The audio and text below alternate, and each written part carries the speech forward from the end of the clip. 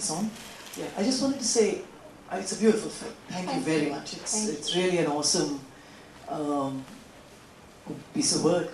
And Chris's life, Chris's attitude is incredibly inspiring. And I completely accept what you're saying about how he makes her complete for us in many ways. But I think that's the critical thing. You know, when you're interviewing his parents or her parents and the other people around her, the women who work in the brothel and so on, you get a sense of how different she is in terms of her physical incapacity. And if there's anyone who's completing that picture, it's Chris. Yes. So in many ways, he's the linchpin. Yes. You know, in creating a world that suggests to us that this person is complete. And I don't think that's easily possible with this kind of physical disability. No. You know, unless there is a Chris around. But you can see that in his parents' pain at the end. They are so pained. Well, both sets of parents are pained through it, right? Very pained. But they speak of how his attitude has changed all of them, right? So I think, as much as I agree with you that the essence of the person remains the same, I don't think that this kind of a life is an easy or possible thing for most people who are this physically dependent on other resources, right? It's a very, very hard thing to pull off, and I think it's necessary to acknowledge that as well. That the specialness is of Chris more than anything and else. that he had that sort of tumbleweed effect on, like a vortex, you know, because he made this choice, the parents made the choice, the carers have to behave differently, the children behave, everybody.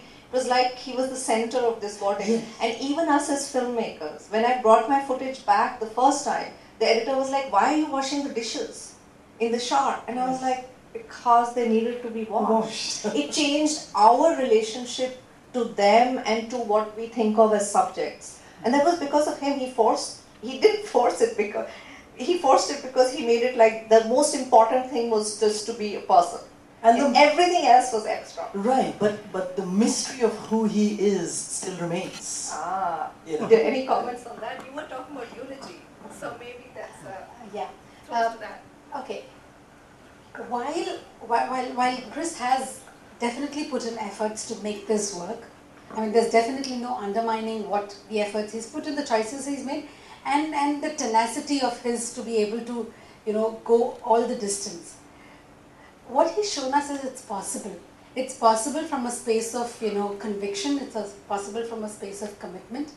And it's also possible from normalizing certain things that, see, we do things differently. Instead of, you know, having a wife who will come and, you know, do things for me, I just do the reverse. I mean, in our country, we know that it's the other way around. The wife dotes on the husband. By and large. In Australia too. Yeah, so given this scenario, here the roles are reversed to a very large extent, and the way in which the roles are reversed is not by force. It is a choice he makes to do what he wants to do, and in making this choice, he's challenged everybody else's perceptions. He has challenged everybody else's misconceptions, and therefore, and even us as viewers, I mean, despite me being in the Center for Disability Studies and Action, I have my own misconceptions and I have my own hang-ups too. It helped me, actually helped me examine, will I do this? I'm not so sure. I mean, to give you a very honest answer, I'm not so sure. I would do this for someone who's taken care of me. I do this for someone who's taken care of me because I think it's my way of, you know, showing them my love and respect. But for someone who I'll be married to this way, I'm not so sure.